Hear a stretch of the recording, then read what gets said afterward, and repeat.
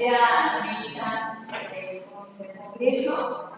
El título de la mesa es América vista y construida desde los extranjeros. Es una mesa muy amplia, está dividida en dos sesiones o dos subsesiones.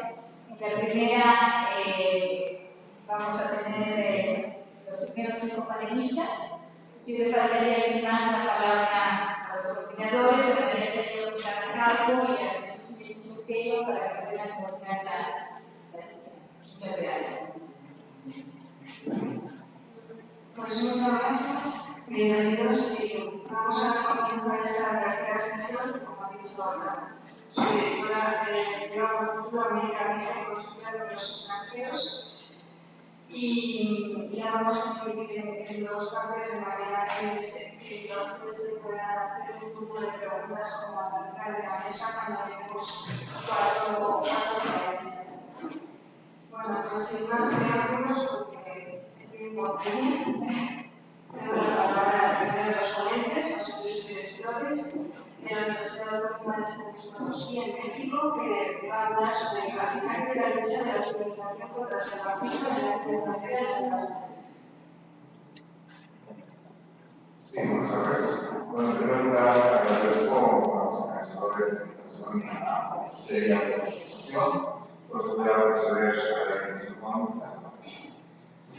Uno de los vacíos de investigación de la tercera edición de España ha sido el debate sobre el proceso de transformación de la frontera norte de la frontera, así como la fundación de conventos en las zonas fronterizas que separaron la Guinea, la Mesoamérica con la Iberoamérica.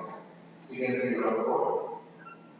Ahí vemos un mapa muy esquemático, titulado por Covarrubias y los 60, donde se hace la separación clásica entre Iberoamérica y Mesoamérica.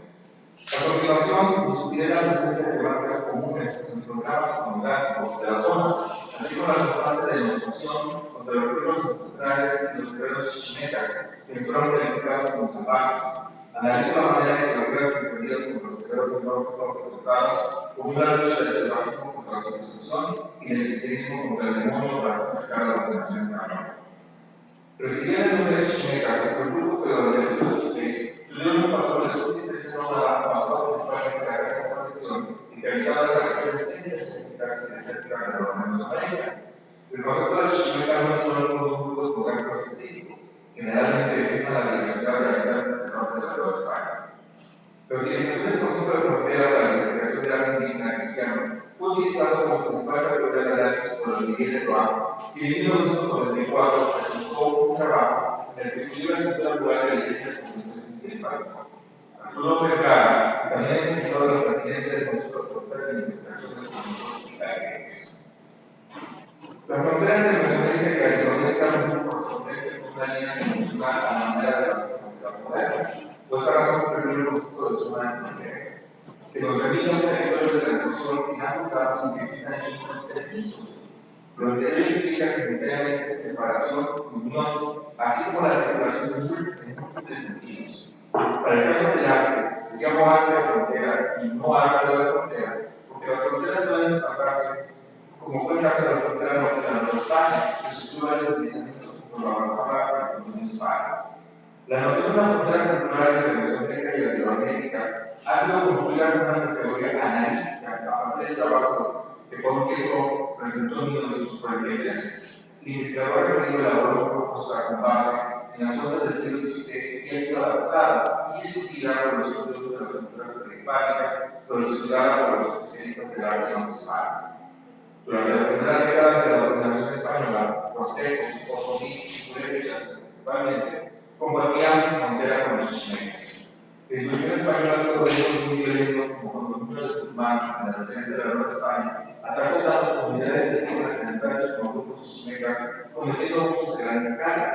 La brutalidad de los invasores dio pie a la guerra de Mistón en 1540, en la que una confederación de grupos chichimecas se enfrentaba contra los españoles y sus aliados indígenas. A pesar de las victorias iniciales, los guerreros del norte sufrieron una derrota aplastante, situación que permitió la primera expansión de la frontera de España. Un segundo momento que ocurrió con los guerreros del siglo XVI fueron los ricos yacimientos minerales en Zacatecas y zonas campesinas, provocando nuevos desplazamientos en el territorio chichimeca. Los grupos del norte combatieron contra los españoles y sus aliados en la llamada Guerra de Chichimé. Hacia 1590 no había alternativos solo derrotados y con el tiempo español creó las fronteras de un desplazamiento. Aparentemente, podríamos tener una franja de conventos que coincide de manera general con la frontera de los por cualquier. Siguiente, por favor. En el mapa podemos ver que hay un transecto al sur del río Panto como motivos famosos para las culturas mesoamericanas. Pero ese transecto lo puede ofrecer con base a la área de distribución del primer del siglo XVI. Siguiente, por favor. Vemos la parte central y vemos también la parte de occidente que está la mayoría al sur de lo que sería el río de Santiago. Entonces, eso genera una pregunta: ¿cómo es que coincide tanto? ¿Cómo es que hemos descuidado a los investigadores del siglo XVI en la investigación de estos conventos en la frontera? Porque es significativo que la máxima expansión de los conventos municipales llegara hasta donde se establece esta frontera. ¿Sí? Aparentemente, cabe destacar que a lo largo de las zonas fronterizas desde las aztecas hasta el Bajío fueron atacados diversos conventos de los que destacan Quilía, en el actual estado de San Luis Potosí, Morado de Hidalgo, Izmiquilpan en Hidalgo y Quilía en Guanajuato.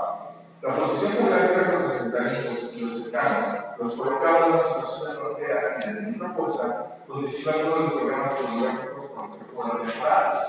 Concordarse con el pueblo de Gara, propongo que la situación política y militar de Gara contra los chicas tiene un fuerte impacto en las imágenes de la época. Contribuyó el desarrollo de un arco de frontera en el que los temas preponderables fueron la guerra y el destino final del alma, teleología o sacología, y los destinatarios principales de la población indígena que se garantizada. Los temas abordados en los programas fotográficos poseen niveles de interpretación, pero que encontramos en todos los discursos teológicos de tipo moralizante, propaganda política a favor de la expansión española y la representación de la autoridad chichimé. Estas características permiten la investigación regional del arte indígena que se inició en el siglo XVI, así como el estudio de la transformación del arte de frontera en el Nacional de España. Y bueno, se trata del arte indígena cristiano, que por mucho más al norte, pero estudiar el estado del siglo XVI. Imaginario de salvajes. Desde mi perspectiva, las concepciones sobre el salvajismo que trajeron los españoles en combinación con los intereses políticos y religiosos generaron un imaginario de chichimeca salvaje que actualmente atribuimos a los sucesos del siglo XVI e inicios del siglo XVII. Lo que yo nos lleva a discutir cómo eran los conceptos de salvaje de la sociedad española, así como el proceso de su asociación con los habitantes del norte de la Nueva España. Las sociedades mesoamericanas carecían de la recuperación salvaje, pues lo que como señala la Barca, la cultura europea generó el imaginario del hombre salvaje mucho antes de la guerra de expansión colonial de los siglos XVI, la cual no descarta que los grupos europeos tuvieron una noción literal. Siguiente, por favor. Entonces, hay un conjunto de imágenes. A la izquierda vemos un salvaje representando a la persona de los Montejo en ella, en donde es una consistencia del estilo totalmente europeo, es decir, de judos, un carrocero de cruzado. También hay una serie de representaciones, como la que está en la parte superior, en medio, donde está un personaje de segundo contacto, que sería el chichimeca, y en cierto sentido es el otro. La noción del otro existe en Mesoamérica, existe entre los indígenas. Después de la conquista española, pero la idea del salvaje es un imaginario que trae lo que quería copiar España. La categoría de los pueblos blancos más cercanas a la idea salvaje es la de chichimeca, pero como ha señalado Federico Navarrete, dice la categoría de los chichimecas históricos y etnográficos responde a una serie de utilizadas características culturales que provienen del mundo y cito. Tradicionalmente, los templos blancos chichimeca que empleados también en la región de Mesoamérica han sido interpretados como equivalentes a los conceptos de bárbaro civilizado, originados en la Grecia clásica y luego utilizados por los europeos que investigan. En el viejo mundo, los griegos generaron una noción sobre el territorio habitado del pueblo mexicano, primero, por la colectividad asentada en una ciudad polis, en oposición a la especie de soberano que no afectaban los monstruosos y protegidas en los centavos áticos, etc. Los grupos humanos de cultura diferente, los griegos los denominaron bárbaros, hablantes de lenguas griegas, quienes estaban considerados superiores a los salvajes, hoy, y cito, aunque la extensión de un término no parece estar muy conectada en el mundo griego. Para los antiguos griegos, los salvajes y los bárbaros incluían a los humanos y sin humanos. pero las nociones de valores urbanos estaban asociadas a prácticas culturales especiales por los griegos, y cito muy claro. Los salvajes y los bárbaros pasaron a ser sociedades medio animales, iban de turno, carecían de lenguaje, al menos comprensible, practicaban el canibalismo y vivían en tres lejanos con los ciertos pueblos montañas, es decir, era aquel que no vivía en la polis sino en el agro, lo cual significaba que tenían contacto directo cercano con la naturaleza. Y decía, es muy notable la cercanía de las concepciones clásicas que discuten algunos conjuntos hispanos, que discutiré más adelante. Tienen en cuenta los elementos comunes entre la concepción clásica y la medieval. Como señala Roger, cada época ha elaborado un porcentaje de acuerdo con sus peculiaridades distintas. Me interesa destacar que el salvaje medieval es un personaje generalmente desnudo, todo el cuerpo cubierto de pelo, los hombres suelen tener un carro elaborado con una rama manchada, consume la agricultura frecuente que dan de los huesos canales que potencialmente son enemigos de los hombres civilizados. Roger Butler demostró que durante el Renacimiento de las características de lobos silvestres convive con el imaginario de decoración de lobos salvajes y humanos. Concuerdo con Barthes en considerar que los museos españoles requieren un uso imaginario de salvaje. Hay varias evidencias que sustentan lo anterior a la transformación. Por ejemplo, la representación teatral que en Ciudad de México fue celebrada en honor de la paz formada por los espíritus Francisco I de Francia. El acto teatral consiste en la represión de la batalla en un bosque poblado por salvajes que utilizaban como armas de armas y burros, así como armas y flechas, tal como lo indica el Castillo. Es un hecho subrayado por la Biblioteca del Arte del siglo XVI.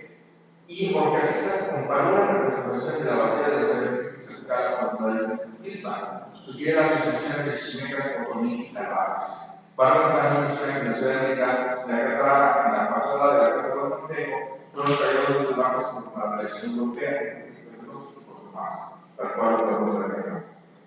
La manera en que fueron representados los bancos es completamente europea. Los anteriores elementos muestran que el imaginario del salvaje como raíces en los territorios recién colonizados por los españoles. ¿Acaso los reyes, así como los escritores indígenas y mestizos, permanecieron ajenos al imaginario del salvaje? Considero que tanto ellos como los pintores de códices y conventos utilizaron la noción salvaje europeo construidos por los chimeques. Las fusiones en diferentes grados en el imaginario de los chimeques y de los desarrollos europeos de pobres evidencias. Las descripciones de los chimeques y sus formas de vida basadas en la cacería y el humanismo, así como la desnudez, la falta de corrupción de alimentos, el canibalismo, la vida que es el carácter feroz, parece un calco de la idea europea del salvaje. Cuando prácticamente las sociedades indígenas del siglo XVI representan a los chimeques como guerreros desnudos que utilizan arco y flecha, algunos códices como Liliano Reyes emplean dichas convenciones de la ocupación de los guerreros del campo. La influencia del imaginario europeo en las marcas clásicas de los chimeques responde bien simultánea a la unión del elemento monográfico distintivo de la música medieval, el uso del garrote manchado. Ver representaciones de chimecas que está referida a la masa, como la mencionada batalla de los salvajes, referida por Bonavia de Castillo. El garrote manchado como parte de la naturalización de la Nueva España, lo fue asociado con los chimecas indígenas agresivos que vivían en estado de naturaleza.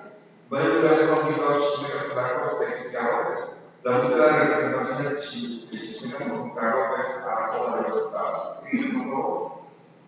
Ahí vemos un fragmento del texto bajo de Sinquilpan, Estado de Hidalgo, donde está representado un enfrentamiento entre indígenas sedentarios e indígenas nómadas, es decir, entre indígenas cristianos e indígenas chimecas. Siguiente, por favor. Aquí vemos la misma lámina de color y en el círculo rojo es un personaje que se tiene un garrote tronchado, como en la historia de libros. Siguiente, por favor.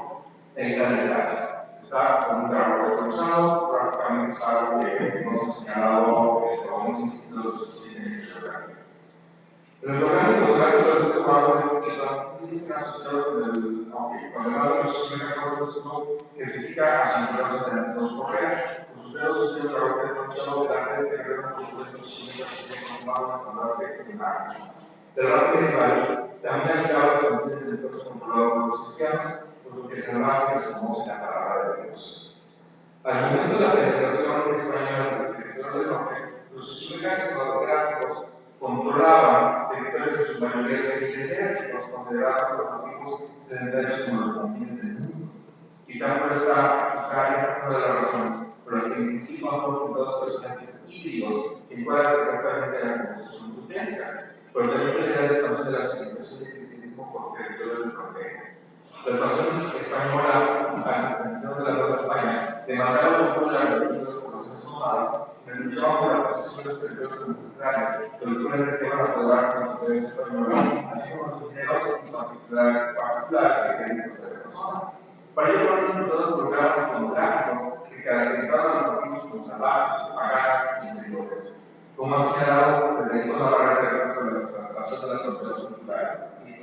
La tradición greco-romana que nos da la contraposición jerárquica siguiente entre bárbaros civilizados sería la de marcar fronteras culturales y políticas entre grupos humanos, pero los primeros eran considerados individuales en todos los aspectos de los segundos, lo que justifica la expresión de las comunidades políticas civilizadas así como sus movimientos de ley y culturalización.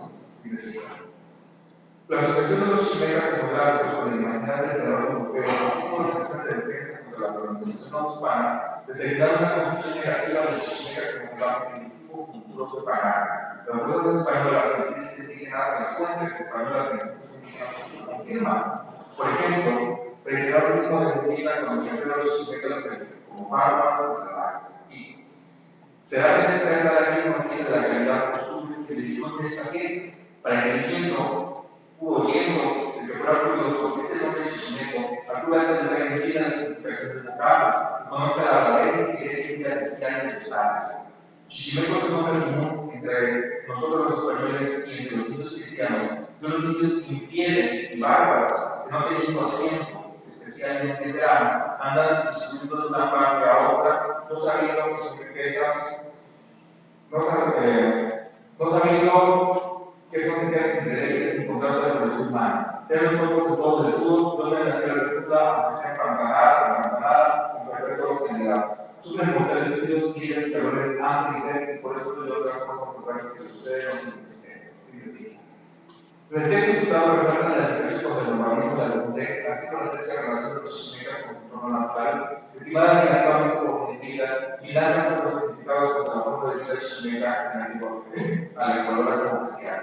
El fraile comenta que no son el contrario de la evolución humana porque significan el contexto de superficies que carecen de gobierno de leyes y por lo tanto la civilización.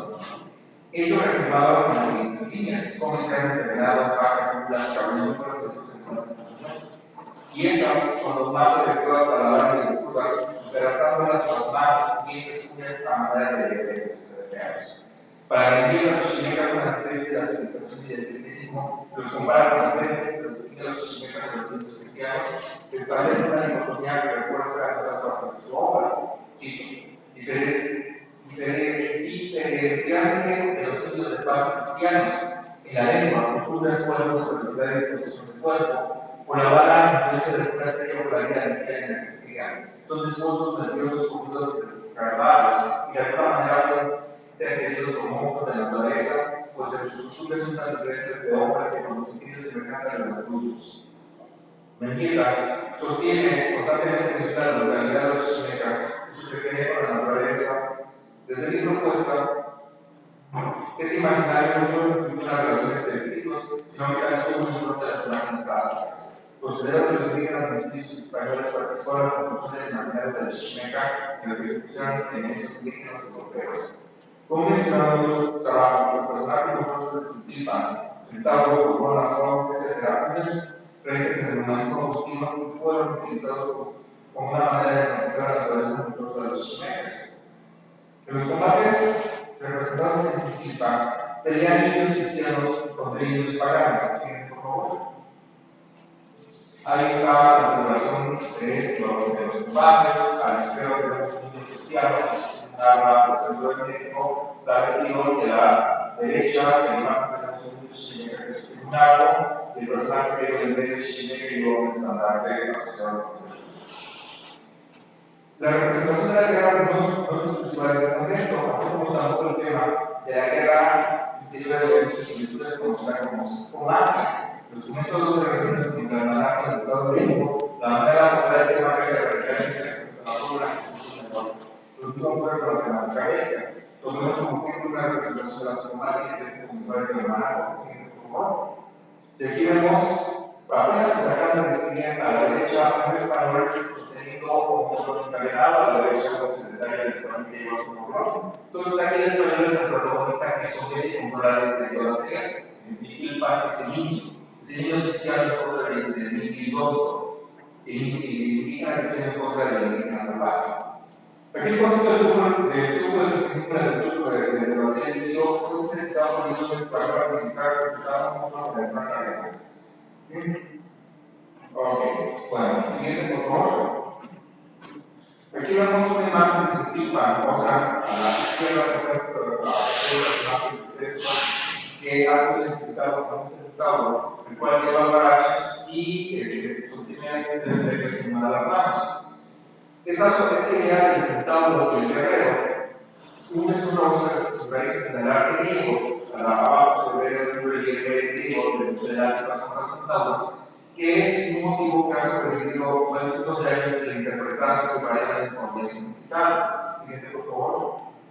Aquí encontramos un indígena chichimeca sometido, tomado por los cabellos por un indígena cristiano, el cual está arrebatando el arte en las flechas. Siguiente, por favor. Un detalle muy importante para entender la lucha o el afán de expansionismo cultural territorial es un águila que se encuentra encerrado en el círculo rojo, representando los elementos del arte del Tezcatlipan.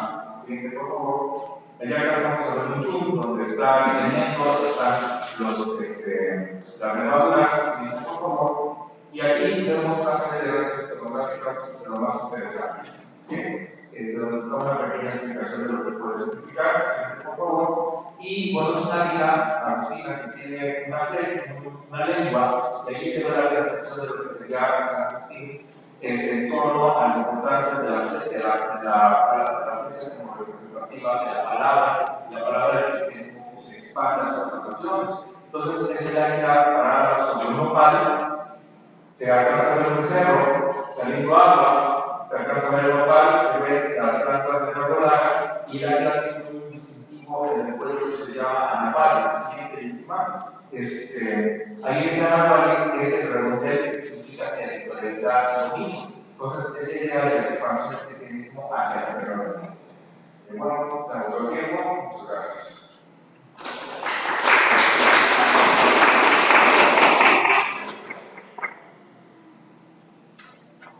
Bueno, pues muchas gracias. Yo voy a desarrollar un tema que tiene relación con la ponencia anterior, porque la ponencia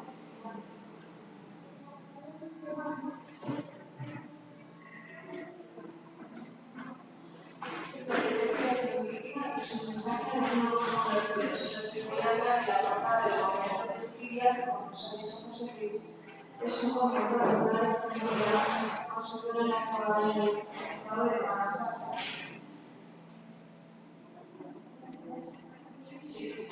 Según el economista Alejandro Quijano, los agustinos construyen a mediados del siglo XVI los conventos más importantes de todo México. Dice que a pesar de la pequeña en sí, llegaron manos para resolver los edificios tan fuertes, tan grandes, tan hermosos y de tan perfecta arquitectura que no nos dejó más que desear. Y con respecto al convento de Lidia, del que vamos a hablar a continuación, nos comenta: tomó su casa en el pueblo de Lidia, que es el más soberbio edificio que se puede pensar. Podríamos decir de él lo que peculiarmente es teatro que hizo con el Roma, que era tan grande que solo era el ánimo de fuerza. Es frontera de Chichimecos y ha llevado allí el mar central, porque aunque sus piezas tienen alas, no vuelan tanto que atraviesan que se arriba por su torre. Es decir, los agustinos del siglo XVI, que siguen perfecta condición, están en tierra delantera, y además de que los pueblos establecidos tienen mucho miedo de los sitios nómadas chichimekas porque asaltan las poblaciones. Estamos viendo aquí una vista general del convento de Lidia, que es un convento fortaleza en su máxima expresión de la palabra, porque el fundador, Federico de Chávez, estableció el convento, y otras imágenes, vemos esa poderosa torre, no pueden atravesar las mesas de los chichimecas, sus enormes contrafuertes, estamos hablando de una arquitectura renacentista. Los agustinos lo comparan con la historia, con la mentalidad de fortaleza. Y aquí tenemos ya una visión frontal de la fachada, muy aportada. Vamos a explicar esta animación, pero antes me quería decir Matías es como las comenta que Chávez establece el pueblo de Tuiría en Bajo, concentrando a la población que vivía en los montes y vecinos por temor al asalto de los chichimetas. Después veremos la cita. Esta es la portada que vamos a explicar. Vamos a hacer un análisis psicográfico de manera que esto lo podamos interpretar como un texto prácticamente que está dedicado a los indios de Lucas. Está hecho para que pueda ser interpretado por ellos. Como ven, todos los que sean de México lo saben perfectamente, la Iglesia de Tuiría es consecuencia en gran medida de la Reforma. De hecho, se termina a la par en 1562. Esta es la portada de la Iglesia de la Roma en el Estado de México. Normalmente tenemos elementos constitutivos que vamos a ver a continuación. Es un acercamiento. Y ahí vemos la descripción que hace de la fachada de Tuiría Fray Matías Escobar en la crónica de la provincia de Michoacán, que titula ya Americana Cubana, en 1729. La provincia de Michoacán, a la que pertenece el convento de Tuiría, es una provincia fundada por frailes de vocación eremita y ascética, de manera que quieren recrear una rivalidad, una nueva de los primeros siglos del cristianismo, con benedictas aliados, ellas y las de Michoacán. Y Fray Matías Escobar nos dice acerca de esta fachada. La fachada del templo sobrescrito, de lo que puede ver la fantasía, es todo un vergel de flores y ramos, el 7 piedras, y el primor y sentido de la naturaleza, pues ve que el arte ha convertido en flores las piedras, obra que en tantos años no ha podido hacer. Entre este florido país, en el sitio del paisaje, se ven los frutos crecidos de los príncipes apostólicos San Pedro y San Pablo, y en lo más elevado nuestro glorioso padre Agustino, quizás diciéndonos son los jardineros de la cárcel de los pobres, y eso significa estar entre causas. Como veremos, la fachada de Tuiría es mucho más que un textil y un jardín de flores, pero es muy interesante que en 1729 prácticamente los cronistas agustinos hayan perdido memoria de su significado y que además vean toda una floración vegetal. Sin duda, esa floración vegetal tiene que ver con elementos de la vida de la elección, tanto en esa medida como que es la vegetación como representación de la fertilidad y de la fecundidad.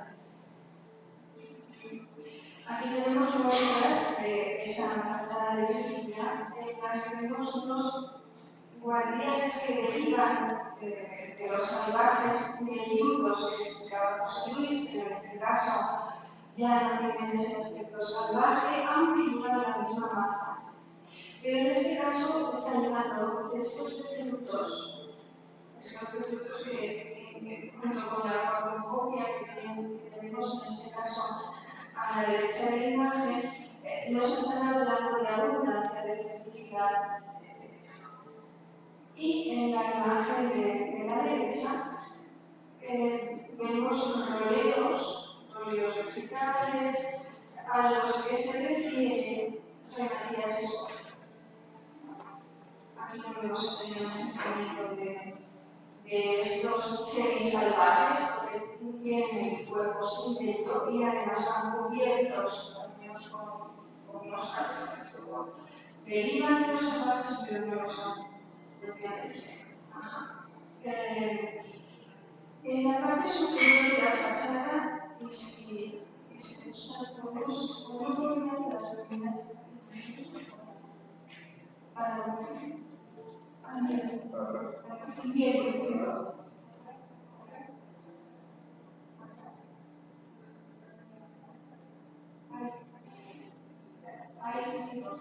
Solo para tener una imagen un poquito más fresca de lo que vamos a explicar a continuación.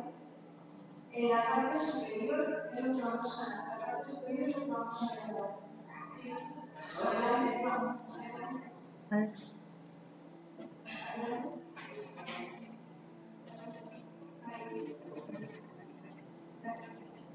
Sobre la parte superior se muestra a San Agustín, sobre cómo se enseña junto con dos escudos a modo de título de la Fundación de México, que nos indican con la funeraria sobre el Nopal, y también el grifo de Lidia.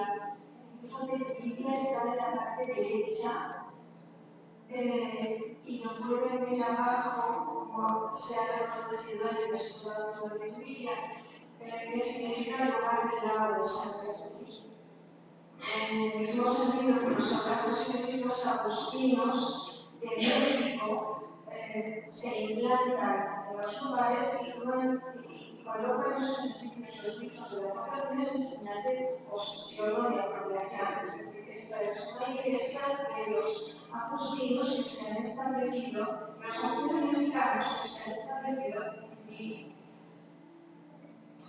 en hacia abajo, debajo de la ventana del coro, vemos una representación que nos habla de la provincia madre de la provincia de Michoacán, de la provincia del dulcísimo nombre de Jesús. ¿Cómo se representa el dulcísimo nombre de Jesús? Pues a través del niño Jesús que está en la ornación central. Lo reconocemos porque lleva el mundo, una especie de Cristo niño salvador del mundo, flanqueado por dos músicos. Eso nos representa que es el dulce nombre de Jesús.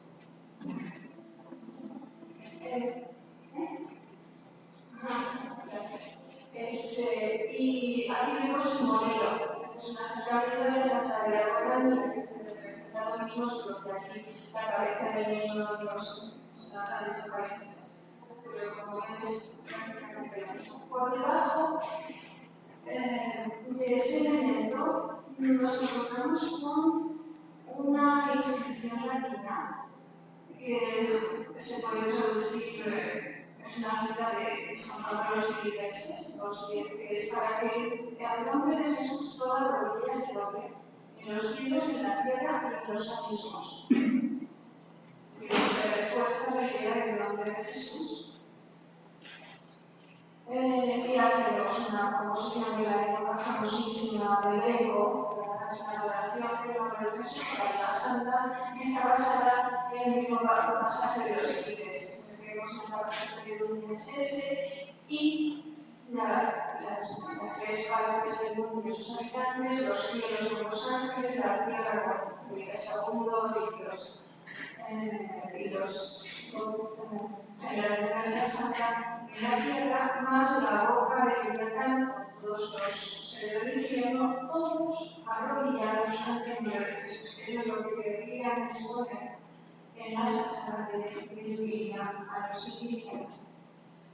Pero también en la fachada del convento lo que nos encontramos es una referencia al patrono de la provincia de Michoacán, que es San Nicolás de Tolentino. San Nicolás de Tolentino, que es un santo de Eremita y Azteca, nos dice en su biografía que durante 30 años no comió carne ni ningún alimento que procediera de animales, o estuviera sano o enfermo.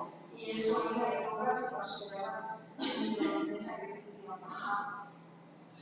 Y es necesario, después de hablar de esta estructura de la parte superior de la portada, hacer hincapié en cómo se representan unos signos chichimetas. Los conocemos los chichimetas porque van desnudos y armados con flechas, con arcos y flechas. que en este caso estamos seguros de que no van a atacar el convento, al menos eso, que no van a vencer, porque están envueltos por un poderoso rollo vegetal que de alguna manera nos está encapsulando y aumentando su capacidad de ataque, ¿no? Aquí les leo la cita de Matías Escobar acerca de lo que hizo el padre Chávez. Dice: quitó el temor que los indios tenían, que los indios del lugar tenían, con los chichimecas. Les hizo bajar del monte al llano, a donde les prometió fundarles en el convento e iglesia un común refugio a los moradores. Así lo hizo tan alto y elevado que se le puede decir altísimo por su y refugio común, tomando los a donde no pueden llegar las saetas de dinero.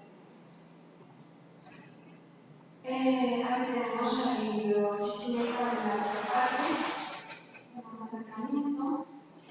Y ahora vamos a ver cómo toda la decoración que rodea la puerta, sus estructuras de la portada y la interior, es de enorme interés y esta relación con el sacramento que los agustinos fueron los primeros que impartían los indígenas, el sacramento de la Eucaristía. Ni los franciscanos ni los dominicos en estas fechas tempranas administraban el sacramento a los indígenas. La portada está creada por estos dos apóstoles, Pedro y Pablo, seguramente con un sentido apocalíptico. En el Apocalipsis se hace a Pedro y a Pablo bajo el símbolo de los dos olivos y los dos candelos que están metidos en la Señor, la tierra, y ellos son los encargados de conformar la nueva iglesia en el nombre que aparece en sus pies. A ellos se les dice: abierto al una puerta que nadie puede cerrar. La puerta de la continuación, porque en este caso sería la puerta de la iglesia de Biblia. Pero además, en este caso, los apóstoles Pedro y Pablo tienen una correlación con los fundadores de la provincia michoacana, que son Fray Juan de San Román y Federico de Chávez, porque nos dice que Matías Escobar, estos fueron los dos apóstoles Pedro y Pablo que plantaron la iglesia en nuestra tierra. Bien, el convento está dedicado a San Pablo, y de hecho, aunque Pedro y Pablo ocuparon una posición semejante, se destaca de Pedro por una inscripción que aparece, en este caso a nuestra izquierda, con una inscripción latina que está toda de los Gálatas 1, y dice: cuando todo el que me eligió desde el seno de mi madre y me llamó por su gracia, revelar en mí a su Hijo para que lo anunciase a los gentiles, al momento no consulté más con carne y sangre, ni subí a Jerusalén a los que eran apóstoles antes que yo, sino que marché a Arabia. En esta cita podemos considerar que Pablo es el apóstol de los gentiles, pero además que marcha al desierto. Recuerden que la aparición de Sagrada de los agustinos quiere ser el desierto, una batalla, y que mejor anunciado de todo el apóstol Pablo. Bien, y para terminar, vamos a desarrollar un breve programa de la puerta, sí, de la condenada, que como tiene una decoración extraordinaria, toda la costa y los de la costa decorado con platos de comida y con exactamente como una forma, los dos en ese caso tienen un precedente clarísimo en los de la sacristía y de la catedral de Sevilla. Estamos en la catedral de Sevilla y estamos viendo la entrada a esta catedral y por ese viaje en el que se encuentran estos platos de comida. Ya el Marqués de San Francisco, a lo de Pedro Escabejo, que seguramente de esos platos de comida que la colman tendrían un significado eucarístico. Yo estoy convencida de que así es. De que así es. ¿Cómo se hace esa asociación? Pues por un juego de palabras muy sencillo. Porque hostia en latín significa puerta, pero hostia sin H, pero si le ponemos la H, que es el pan del cielo, es Cristo. Hay diferentes citas que podemos traer a colación, pero sin duda la más importante es la de Juan 19, yo soy la puerta, si uno entra por mí, será salvo. Bien. ¿De dónde está tomado exactamente este programa iconográfico de la puerta de Lechuilla? Pues, sin duda, tiene que ver con la creencia del siglo XVI de que el banquete eucarístico es superior a cualquier banquete de los que han podido celebrar los reyes más poderosos de la tierra, porque es un banquete que nos da paz del cielo. En ese sentido se expresa el arzobispo de Sens, la León, a finales del siglo XVI, en uno de los sermones que pronuncia en el día de Pascua, publicado después del arzobispo, y que nos habla de esto. Y digamos que el programa se completa con unas arpías. Las arpías, como todos saben, son unas aves monstruosas con cabeza de mujer, cuerpo de ave. Son como aves de rapiña, que son las que se encargan de castigar a Fileo por deseos tomando la copia. Efectivamente, lo que están haciendo, lo que quieren hacer estas arpías de Lucio es devorar ese pan del cielo de la Eucaristía, pero como están convenientemente atadas, no lo van a construir. ¿Qué representan exactamente esas arpías en este contexto? De si tenemos precedentes como el pan, el románico. Pues nos lo dice este arzobispo francés, a Calvino y a Lutero, representa a Calvino y a Lutero, que son los que privan a los cristianos de los beneficios que se padecen por tanto de la iglesia. Bueno, pues con esto, muchas gracias.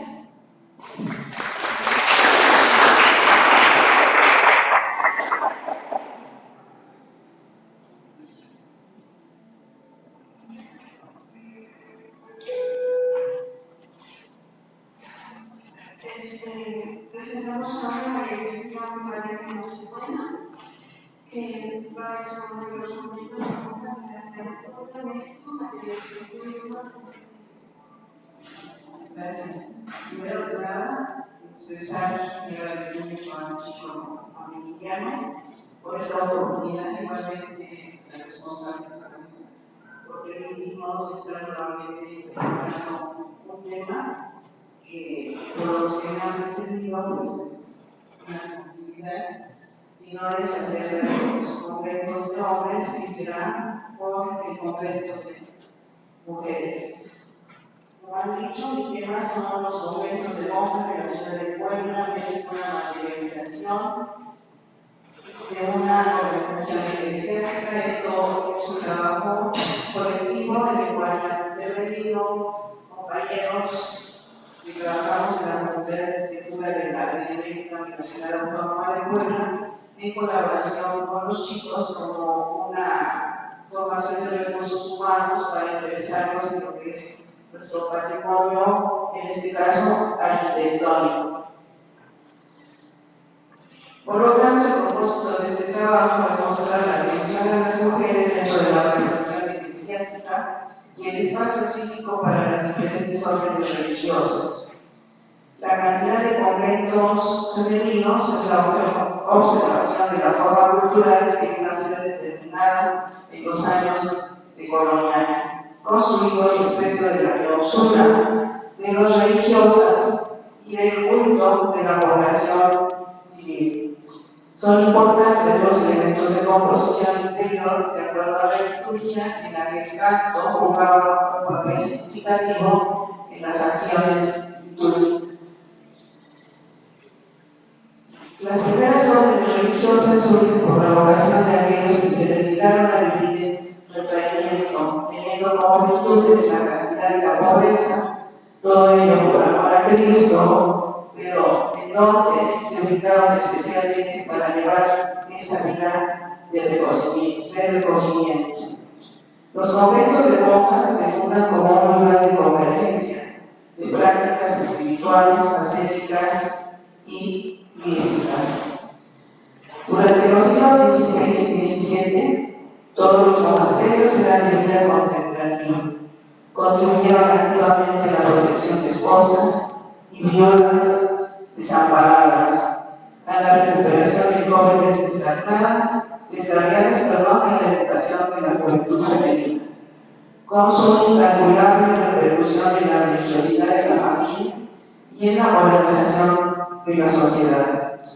En América cumplieron una función misional al transmitir los modelos de la vida devota, ser lugares de resguardo, en la Nueva España particularmente, ser instituciones de enseñanza para mujeres españolas, mestizas y niñas huérfanas en alguna de sus intenciones, sin perder de vista el otro aspecto, ser espacios en los que las mujeres pudieron satisfacer sus inquietudes intelectuales, tener acceso a la lectura, la escritura y el arte. En esta diapositiva vamos a algunos de los conventos de monjas en América colonial, en donde destacamos las diferentes órdenes religiosas que llegaron. Podemos hablar de México, de Lima, de Argentina, de Chile, por ejemplo. En ella las diferentes órdenes, como dije, concepcionistas, agustinas, clarisas, dominicas, marcando una temporalidad de 1492 a 1824. Las nuevas formas de devoción desarrolladas en los conventos femeninos durante el siglo XVI, como el recogimiento, la mística, formaron parte del proceso de privatización de la sociedad occidental y se constituyeron como espacios para la reflexión personal, procesos de autoconocimiento y adquisición de conciencia de sí, lo que hizo del convento arquitectónico una metáfora del mundo interior, convirtiéndola en un convento espiritual. Los conventos femeninos pueden clasificarse en los de las religiosas que guardaban la vida común, denominadas descalzas, y los monasterios donde se podía observar una vida particular, la de las monjas calzadas. Las ciudades de México y Puebla fueron las que más conventos de este segundo tipo tuvieron durante la época colonial. Este otro cuadro nosotros estamos marcando ya en particular los conventos de monjas que se generaron en la Ciudad de México, igual con una temporalidad de 1540 a 1811.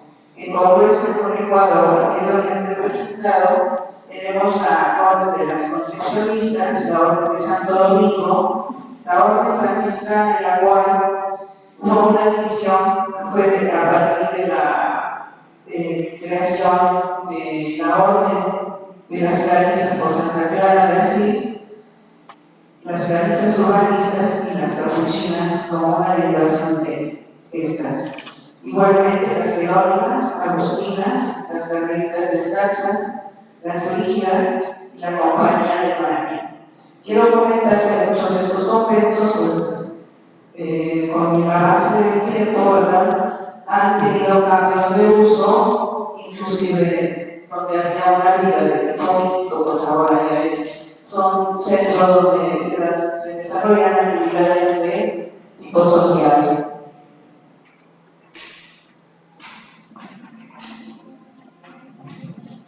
Pero nos volvemos a hacer la pregunta de por qué se ingresa a un monasterio.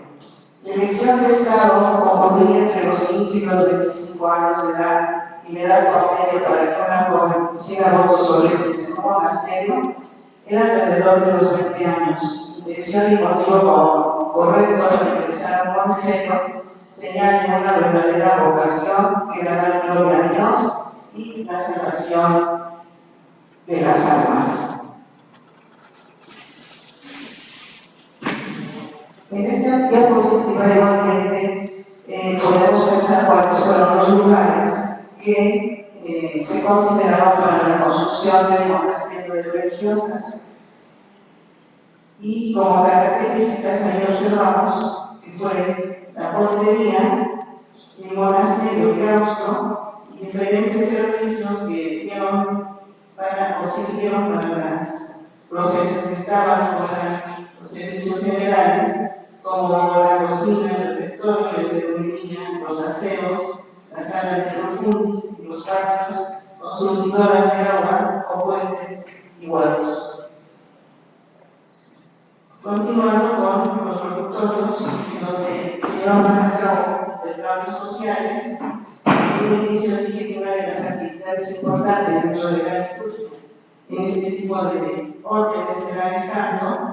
Fue un sitio muy importante, como tenemos el coro alto y el coro bajo. En algunas ocasiones el coro bajo se funciona también como un cementerio.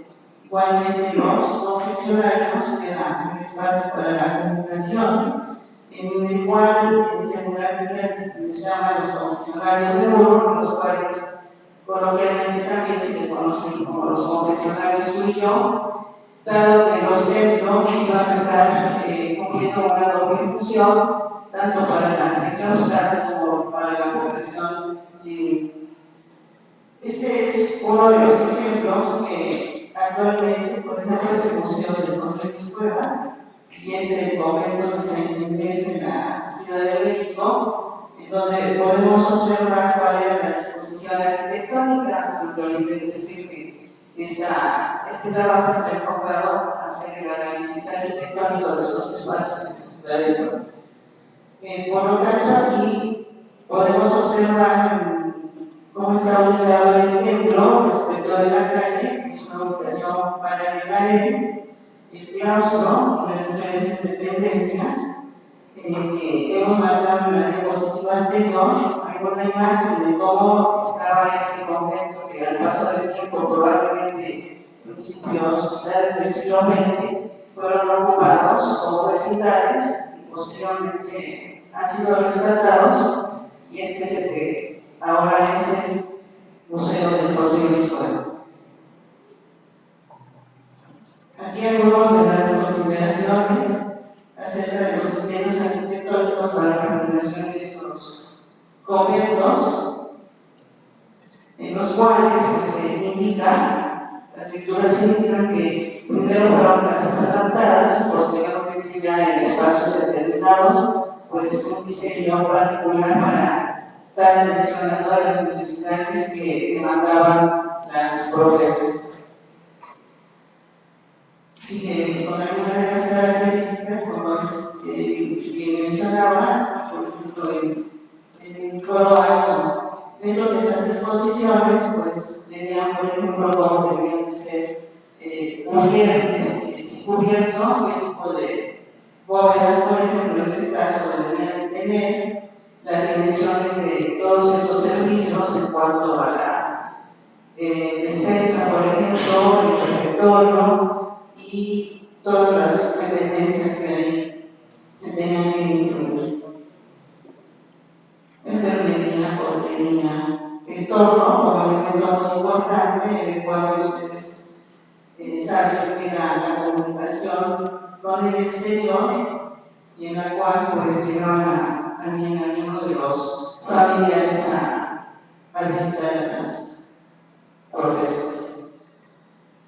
Ya particularmente en la ciudad de Puebla, hemos determinado estos casos, que no son los únicos que existen, pero quisimos enfatizar en lo que eran las monjas calzadas, dado que ellas pues contaban suficiente capital como para que los espacios donde ellas desarrollaban su vida pudieran tener todo lo que ellas requerían. En este caso, repito, las monjas calzadas, como gracias a Santa Catalina de Siena, la Santísima Trinidad, Santa Inés, las que están resaltadas en Benedictas, son los casos que vamos a mostrar. La ciudad de Puebla, algunos la ubican, por supuesto, está cerca de Ciudad Capital de México, Distrito Federal, aproximadamente a 2 horas. Es una ciudad que ahora se ha convertido en una metrópoli, con mucha inmigración de otras partes de la República. Tenemos aproximadamente 1.300.000 habitantes. La zona conurbana es muy amplia. Llegaron un poco los límites con el estado de Tlaxcala. Esto que estoy marcando corresponde en parte del centro histórico, que está debidamente delimitado y normado, y que fue el sitio donde se construyeron estos conventos entre el siglo XVI y el siglo XVIII. Están marcados ahí lo que es la Concepción, Santa Inés, San Jerónimo, la Soledad y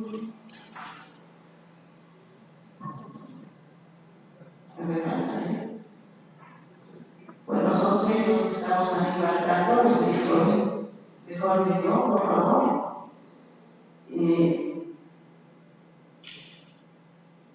Santa Clara me falta. Gracias. Gracias. Dentro de cada uno de estos casos hemos marcado algunos datos importantes, iniciando Santa Catalina, convento dominico de monjas calzadas, fue fundado por María de la Cruz Montenegro, fue uno de los más ricos de la ciudad y las monjas tenían en ocasiones 2 o 3 viajes. Hemos visto que la composición que había dentro del convento, en algunos casos cuando era para alojar a lo mejor a viudas o algunas que los esposos dejaban en encargo, ellas tenían una vida común dentro del recinto y más bien esta era la vida particular, la vida que tenían todas las profesas, donde tenían que realizar todas las actividades dentro del convento, se le conocía como vida común y en la cual también tenían que ver los votos que ellas hacían, en el cual incluían, por ejemplo, el voto de pobreza.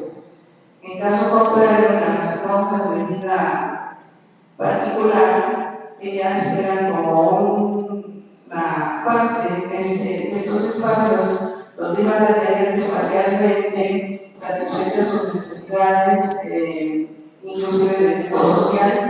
Se habla que en la Ciudad de México, por ejemplo, en el convento tenían una superficie de 500 metros cuadrados para su vivienda, ¿no? Esto ocasionaba que tuvieran varios espacios, no solo pensar en una celda, sino en zonas también de tipo social, y también van a tener servicio para que cubrieran estas actividades. Por eso se habla de estas 2 o 3 viadas que también iban a tener un espacio donde ellas pudieran vivir. Nos hablan de Santa Catalina, en 1624 había 80 monjas y 15 hermanas griegas en las que desarrollaban este tipo de actividades. Hubo un movimiento en el cual estaban viendo justamente que las monjas de vida particular optaron por tener una vida común, sacrificando por supuesto estos votos que ellas no tenían cubiertos como las de vida común. Esto hace que surge un momento por parte del obispo que determine si ellas verdaderamente tienen esa vocación, y algunas deciden continuar, otras no, y es por eso que se marca aquí que en un momento que había 75 monjas, posteriormente quedaron 30 porque el Señor se quiere esa vida en común. Aquí es una fecha inventario que marcamos de los 6 monumentos seleccionados, en donde ponemos la ubicación, el estilo que tenían estos conventos en su momento, actualmente bajo quién están, y algunas imágenes, tanto en la planta como por 1950, como se encontraban en la ubicación geográfica. Aquí igualmente las características que marcamos sobre el templo en cuanto a que es paralelo a la calle y los elementos que la componían en cuanto a la zona del presbiterio, la zona del coro alto, coro bajo, cómo estaban cubiertas y los accesos laterales que ellos tenían. Esta es alguna de las imágenes de Santa Catalina, con algunos elementos que destacamos siguen conservándose.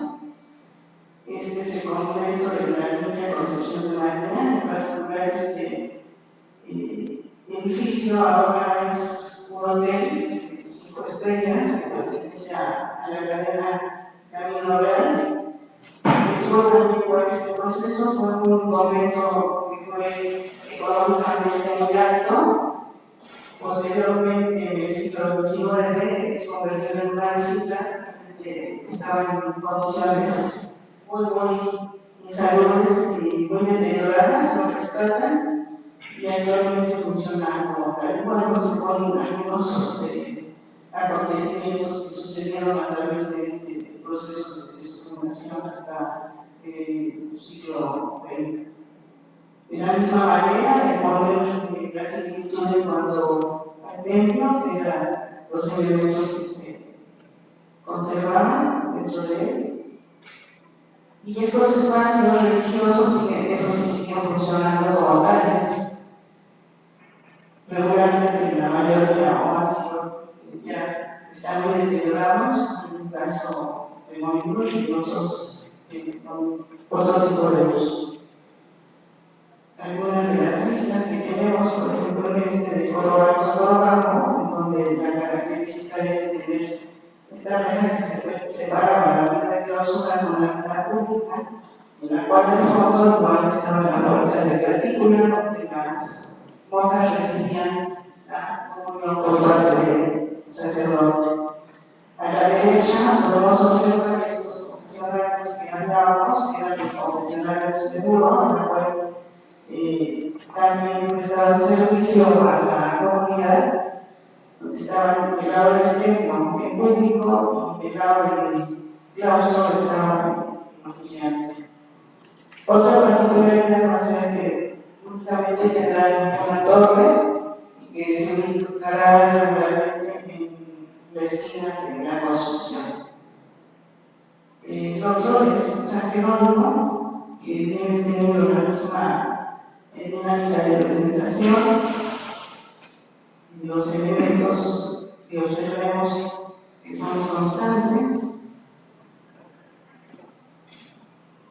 con algunas de las vistas, igualmente su coro alto, coro bajo. Desafortunadamente, esto ha sido también en el siglo XIX muy modificado, ya que en lugares donde había retablos barrocos de gran valor, igualmente fueron quitados y sustituidos por retablos neoclásicos.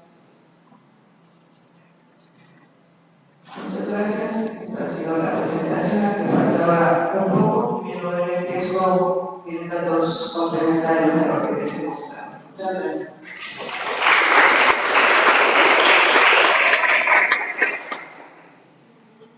Damos paso a este caso del Instituto de Antropología y Historia de México, para presentar el Museo Mexicano de Arte, 1850, y después de esta ponencia hacemos un turno de preguntas.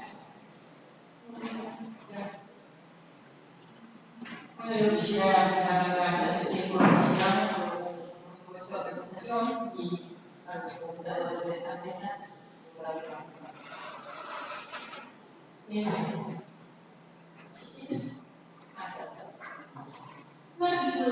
escenario francés, la ilustración, llamado Apertura de un Museo Mexicano en Perú, nos sorprende al informarnos que, y cito, lo pueden leer ahí en francés, unos intrusos, los salvajes americanos, están por entrar en Perú. ¿Cómo se puede tolerar el darles un espacio a estas costas vacías de barro y miserables lagartijas, junto a las joyas preciosas como las piezas egipcias, griegas, etruscas, romanas, al arte del Renacimiento y a nuestro patio nacional? El Museo del Louvre no se contentará con recibir exclusivamente los objetos más preciados basados en la belleza, sino recolectará los vestigios de civilizaciones originales que han vivido sobre la tierra. Encontrar el origen de las civilizaciones americanas fue una de las grandes preocupaciones de los estudiosos de esa época y cuyos estudios se cumplían en la Grecia ilustrada. En 1850 no habían podido desarrollar el naciente desarrollo de las civilizaciones americanas. Dicen encontrar tal o cual analogía con lo hebraico, lo egipcio, lo chino, lo tártaro. Hay aquellos que les han declarado autóctonos. Los sabios usan pistas en la lingüística, en la literatura, pues hay multitud de manuscritos, anales históricos de las impresiones antiguas, los calendarios, los rituales, el papel de libros, los monumentos, incluso evidencias anatómicas. ¿Con qué estudios contaban para hacer estas aseveraciones? Podemos encontrar diferentes clases de fuentes desde fines del siglo XVIII hasta 1848. Ante los juicios externados en Europa, entre otros, por Cornelius de Pau, William Robertson y Guillaume Maynard, quienes declaraban que la influencia del clima americano era la razón irrefutable de la decadencia y la inferioridad del mundo, tanto de sus habitantes como de la fauna. El Clerc Buffon, más moderado, tenía para él que las obras del hombre del nuevo mundo acabarían por hacerlos igual al viejo mundo. Sin embargo, ningún rayo de luz ilumina la negrura de las Américas para el mundo. Los estudios novohispanos del siglo XVIII respondieron a sus colegas europeos. Francisco Javier Clavijero, con su obra La Historia Antigua, cuya primera versión en italiano dio a luz en 1780, Clavijero hace una fusión de la interpretación providencial de la historia con un cauteloso racionalismo en contra de la supuesta inferioridad del indígena. En su prólogo, declara que su objetivo es destituir, y cito, a su esplendor la verdad ofuscada por una curva increíble de escritores modernos de la América. Pedro José Márquez, José Antonio Alzate, Antonio León de Gama, formarían el grupo que daría difusión de las ideas de la ilustración y el deseo de los patriotas criollos de conocer y explotar las riquezas materiales y culturales de su país. No sabemos qué tal proceso tuvieron los franceses a esta multitud de hombres. Sobre todo, en 1834 sí encontraremos un escrito de Padre Márquez sobre Xochimilco, reproducido en la obra de Navarra, de Ana Calaver, que reprodujo la obra de Ribeiro y Castañeda en dos volúmenes, formando las antigüedades mexicanas, en el editorial Guión, con la cual estuvo también vinculada a su periódico La Ilustración. A otro grupo perteneció Alexander von Humboldt, quien visitó México en 1803. A pesar de los beneficios tanto para Europa como para las Américas que trajo su obra, vista de las cordilleras y monumentos de las gentes indígenas de la América, Humboldt discurría, y cito, que los monumentos de aquellas naciones que no han alcanzado un alto grado de cultura intelectual, ya por causas políticas o religiosas, nunca han sido afectadas por las formas de belleza. Solo pueden considerarse como ayudas para la historia. Un nuevo modo de ver las culturas prehispánicas formaría un grupo de europeos como Federico Valde, William Bullock, Lord Kingsborough, Jean-Marie Baradet, J.M. Olin y Bracer de Bejú, quienes, a excepción de Lord Kingsborough, estudió en México y fueron atraídos por las culturas prehispánicas, cada uno de su propia mirada e interés. Este último grupo llegó con varias tareas que ejecutar, una comercial, por ejemplo, trabajar para las minas o las colonias francesas, y la otra, la mera curiosidad por los objetos prehispánicos. Sin embargo, estos motivos de solo curiosidad enmascaraban la colonización y la extracción de los objetos artísticos. Tenían transversal excusa de que era mejor que ellos los cuidaran a que los destruyeran de los bárbaros, quienes no los custodiaban ni apreciaban. En el siglo XXI seguimos viendo este fenómeno y se repite. Obtención de petróleo, saqueo de piezas artísticas o destrucción de obras de arte por fundamentalistas. Pero ¿cómo se formaron las colecciones del Museo Mexicano de Louvre en 1850? El semanario de Ilustración nos da pistas que podemos corroborar en los archivos donde descubrimos otros hechos que no mencionan. El museo se encontraba en una pequeña sala, en la planta baja del Museo de Louvre, en el corredor cuadrado, donde se reunían fragmentos de arquitectura, escultura, figuras de metal, barro, vasos, armas, instrumentos de música, objetos de ornato, sillas, pedestales, utensilios. Los objetos más importantes provenían de México, siguiendo los objetos de Perú. La historia de la compra de 1849 de la colección Latour es un laberinto. Latour era un joven de 25 años, miembro de una familia prominente de franceses, que llegaron a la Luisiana, donde desarrollaron su fortuna. Eran dueños de Nueva Orleans. Efectuó un viaje a México en 1824, pero en México, recién independizado, donde no existía más que en decreto el Museo Nacional, que guardaba algunas colecciones, sin leyes que protegieran el trasiego de piezas prehispánicas. ¿De dónde salieron las piezas de la colección de Latour? Vayamos un poco más atrás. La Real Expedición Antiguaria de 1805-1809, ordenada por el rey Carlos IV, que cubrió diferentes partes de la Nueva España, la cual fue dirigida por el luxemburgués Guillermo Dupé, y como dibujante de la expedición José Luciano Castañeda, además de otros personajes, 4 que resguardaban la expedición. La tarea tuvo 3 fases. Después de cada periodo, regresaban a la Ciudad de México y elaboraban una tabla de los dibujos de las descripciones, excepto aquellas que no se podían mover por formar parte del documento. De la primera expedición se entregó un reporte al virrey, como había quedado en 1806. De la segunda y tercera temporada le entregaron un original, con el compromiso de depositar los otros 2 ejemplares requeridos por la corona española al virrey Alvarado en enero de 1817. Sin embargo, Dupé murió en junio de 1818. Fausto de Villar, amigo de Dupé, encargado de seguir su testamento, terminó la obra haciendo traer algunas piezas que Dupé había escogido y que cubrían la descripción de los objetos, su material, sus dimensiones, localización precisa.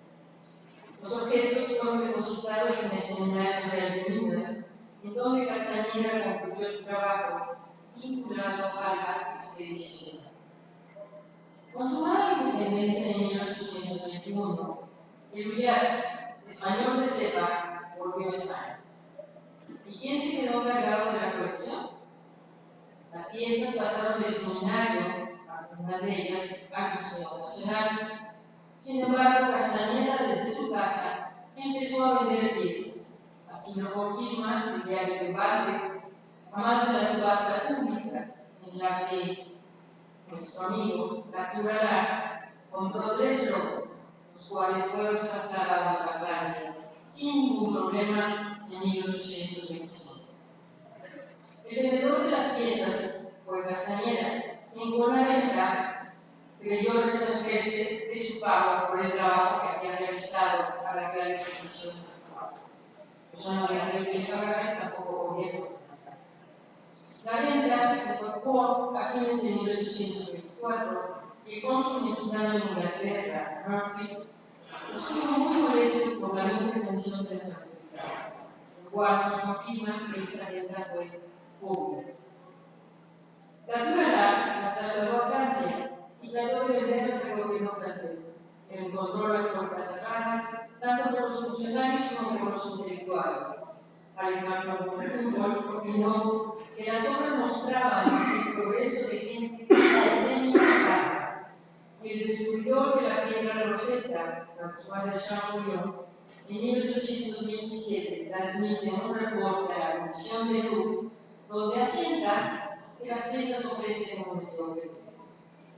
Allard se ve obligado a vender a los ingleses parte de la comisión.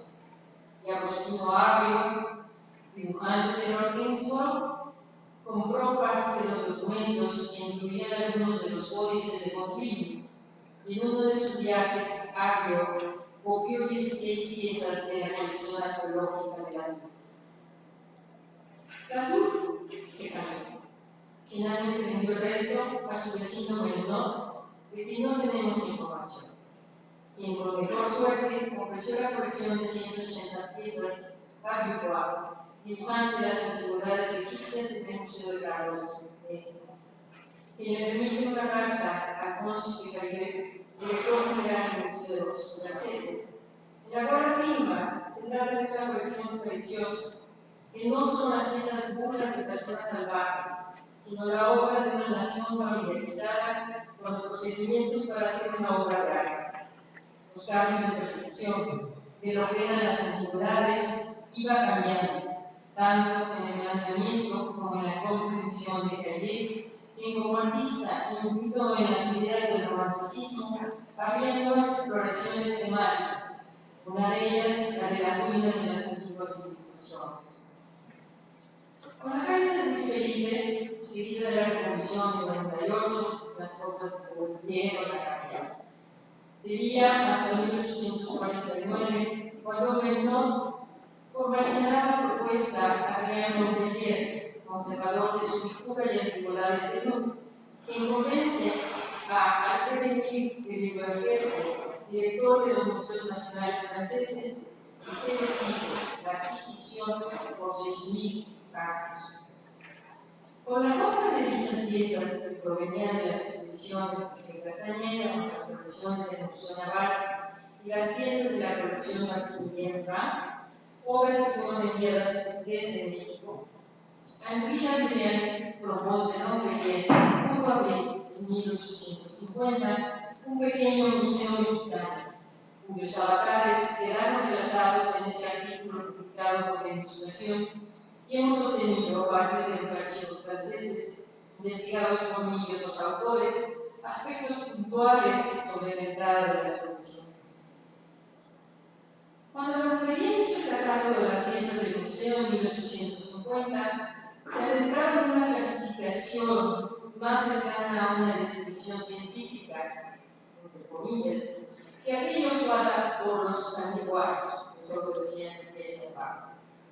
Nos da referencias de anteriores publicaciones como la de Kingsford, la de Baudelaire, y por lo que podemos concluir, conocer la literatura publicada, y ello le dio seguridad de que se hablaba de un nuevo camino a la historia.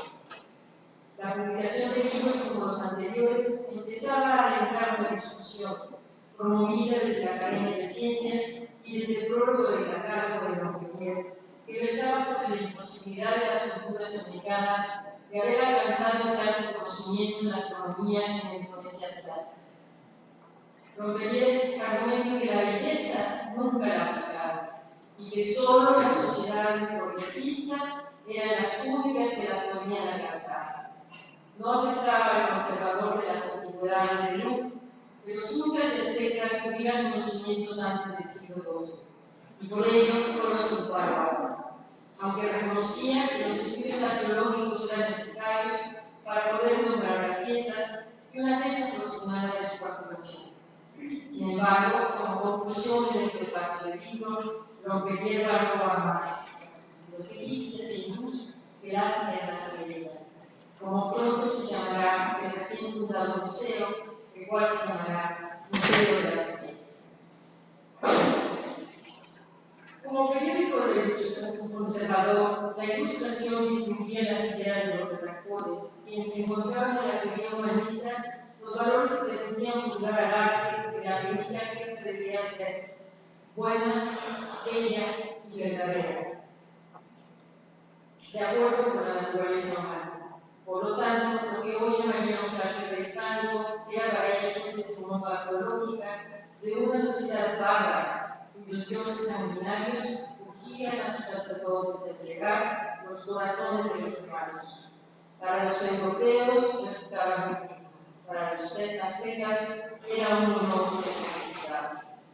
Si bien el camino del entendimiento científico de estas civilizaciones apenas empezaba, el estético tardaría hasta fines del siglo, cuando lo primitivo empezó a ser utilizado por artistas de vanguardia desde el último tercio del siglo XIX y principios del XX.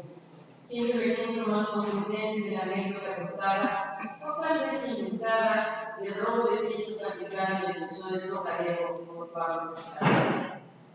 El Museo de Louvre reproduce una fotografía de esta sala junto con los objetos. Aquí vemos algunos de los objetos que están ahora en el Museo de Granit, de la colección natural, y sus representaciones en dibujo por Joaquín Castaneda en la siguiente copia B, y vemos la dificultad que tienen de el dibujo de las piezas cristales. Así, por favor, van a ver en diferentes piezas. Así. Ahí están los cuadros de Ranga, Bonito, a pieza de Magna.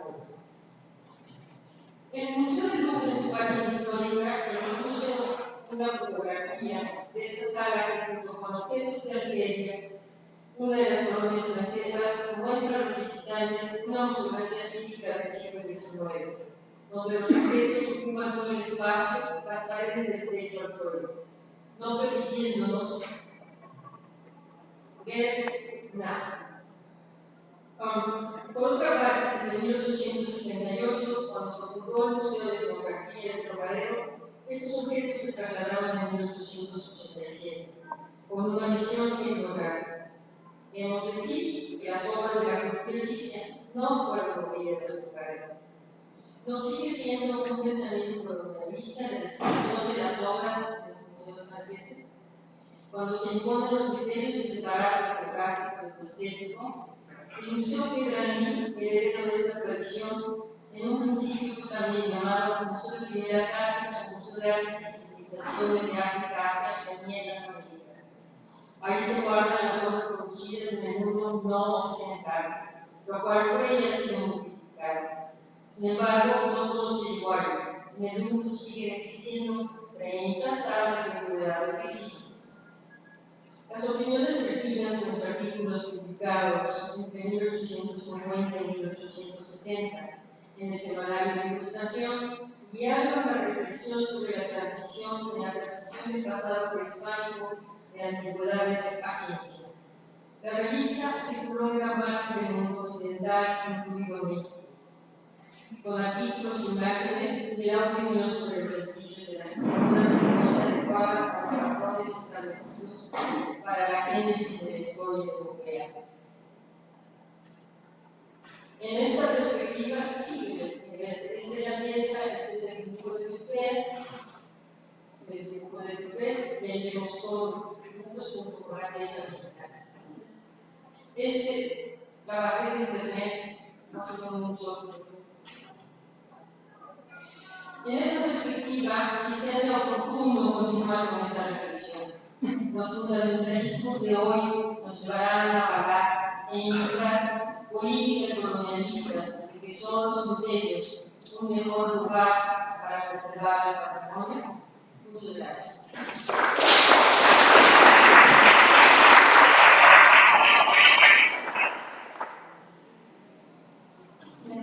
Pues comentamos algunas preguntas, no hemos podido asistir a la gloria bíblica en la Universidad Nacional de así que por eso presentaré solamente a la clase y esperamos sus preguntas.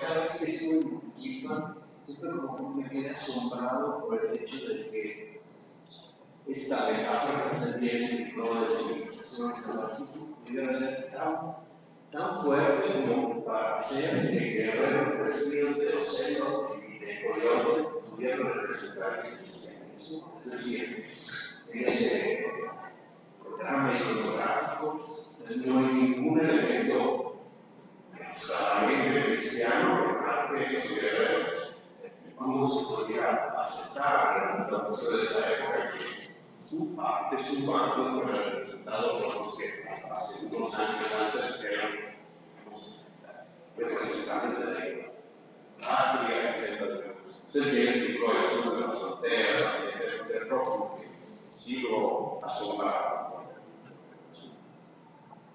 Bueno, pues la pregunta no es nada simple, es compleja. Uno de los planteamientos es que en los muros, aquí como pude tratar de expresión, no hay un solo santo y no hay un solo español. Entonces, esto nos lleva a pensar que los bancos deben de haber cristianos necesariamente, porque los miles no van a representar entidades del cristianismo. Al encontrar indígenas vestidos con grandes desnudos, pues entonces esto nos lleva a pensar que es una cuestión del bien contra el mal, desde el punto de vista del concepto filosófico que se llama psicomático, que lo propone hablar de la garantía de sus contradictudes. Entonces, la cuestión aquí es que es una estrategia política de dominación, donde aparentemente en la reivindicación del indígena es el otro que está venciendo al mal, pero en realidad es el español que está venciendo al indígena. Ahora tú eres el bueno que es cristiano. Ahora tú vas a tratar de la civilización, tú eres representante de la civilización y ya pelear en contra de los males, en contra de los paganos, de los salvajes, de los iguales. Entonces es una estrategia política porque si Quilpan posiblemente se debe un contingente, se va a buscar una relación a lograr para la guerra civiliana. Entonces esto lo hicieron los británicos con los imperios, hacia los sitios más benignos en ambos lados del océano. ¿Sí? Entonces esa sería la argumentación que sustenta el indígena es el protagonista de la acción y también la estrategia política que domina por parte de las autoridades americanas. Solo quería mirar una cosita más acerca de su hijita, y es que el friso bajo está en relación con el friso alto, del cual se habla muy poco, pero a mí sí hay elementos cristianos y si vemos determinados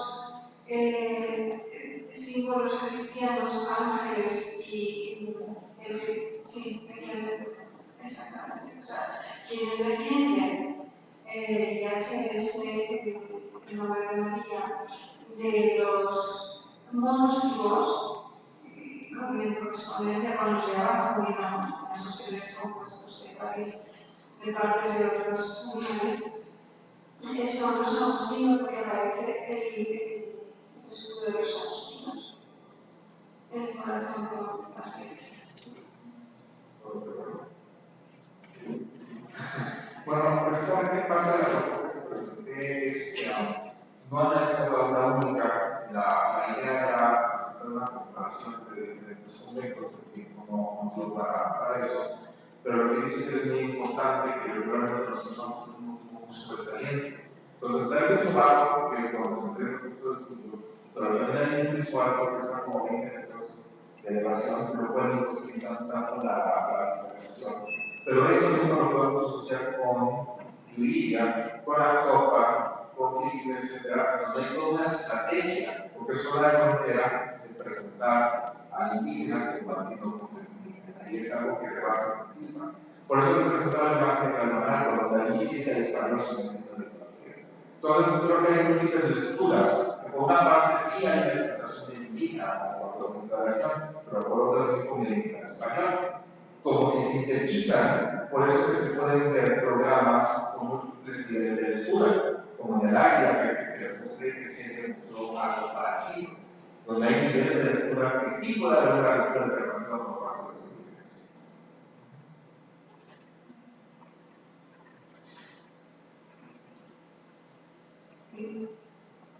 ¿Me escuchan? Sí, perfecto. Para la profesora Acevedo, ¿cuál sería el sentido que se escondería detrás de esa obsesión europea por coleccionar objetos arqueológicos americanos? Lo digo porque en Colombia, el país de donde vengo, pues esto tuvo una larga tradición durante la segunda mitad del siglo XIX, principios del XX. Por ejemplo, llevó a que un tesoro jimbal de 124 piezas de oro fuera llevado a España, al Museo Real, o que, por ejemplo, Roberto Blois, un etnólogo alemán, que fue al principio del siglo XX a Colombia, a estudiar sus datos en Agustín, se llevara 14 piezas que todavía sigue siendo digamos, un objeto de disputa en Colombia por ese deseo de que sean otra vez regresadas al país. Yo creo que la obsesión empieza por querer ser guardianes del mundo y que los imperios van a guardar mejor las colecciones que los bárbaros en el mundo. Esto es muy claro en México con las piezas mayas. El mundo maya nos tenía alucinados. Y entonces ellos, así como tenían el patrimonio de Inglaterra, y como tenían en Berlín, el altar de Pérgamo, tenían las partes de Siria, ahora querían tener todas estas joyas en Europa, porque ellos creían que ellos los podían guardar mejor que los bárbaros que tenían. Y esto va a estar perversamente unido con el pensamiento entre los antropólogos y los arqueólogos. Entonces, los antropólogos en un momento dado van a llevar especies humanas degradadas, decir, miren, estos son los bárbaros. Y entonces llevaban un par de niños que se llamaban Aztecas de Londres y eran unos discapacitados grandes mentales. Decían, ven como nosotros vamos a cuidar de otras cosas que estos personajes. Entonces, ahí hay una situación perversa.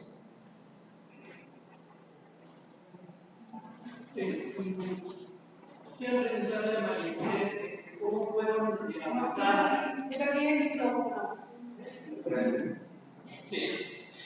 Mi pregunta es en relación a otro tipo de colecciones, como historial documental.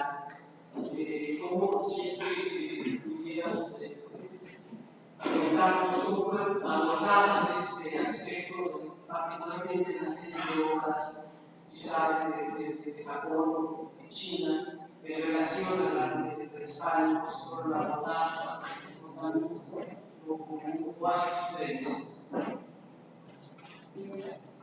Yo creo que cada cultura va a tener su propia historia. Sin embargo, sí se coleccionaban las cosas, los objetos hindúes que se tenían en gran principio, igual que los egipcios que se llevaron con las expediciones de Napoleón. Y bueno, lo de Asia, tanto de Japón como de China, se llevaron objetos, pero realmente tú los ves ahora en los museos etnográficos de todas partes, pero exactamente cómo llegaron, con el detalle que podemos ver cómo se fueron de México de 1800 a 1850, los objetos,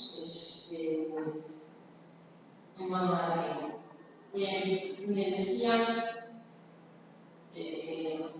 Leonardo López Luján que qué bueno que subvaloraron nuestras colecciones y las pagaban a muy bajo precio, porque gracias a ellos nos llevaron todo Yucatán.